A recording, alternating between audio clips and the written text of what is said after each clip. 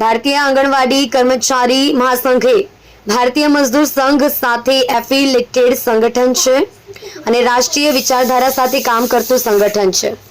આંગણવાડી બહેનો અને તેડાગર બહેનોના મહત્વના નીચે મુજબના પ્રશ્નો માટે વારંવાર મહિલા બાળ કલ્યાણ વિભાગના મંત્રી શ્રી તથા રાજ્ય સરકારશ્રીના જવાબદાર અધિકારીઓ સમક્ષ રજૂઆત કરી અને પ્રશ્નોના નિકાલ માટે આશ્વાસન પણ સંબંધિતો દ્વારા આપવામાં આવ્યું હતું।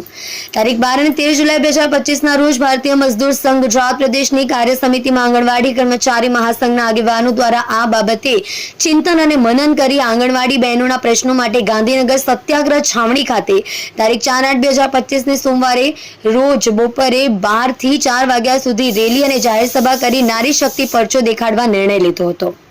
આંગણવાડી બહેનો આરેલી અને સભાના કાર્યક્રમ સફળ બનાવવાની જહેમત રહેલ છે।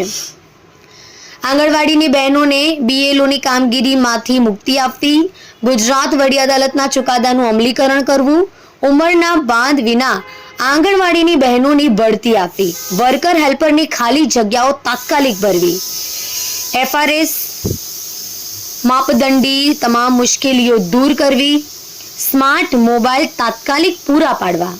આપ જોઈ રહ્યા છો ગુજરાતની સૌથી પહેલા ખબર આપતી Surat express news channel director Rajesh મંગલેની સાથે।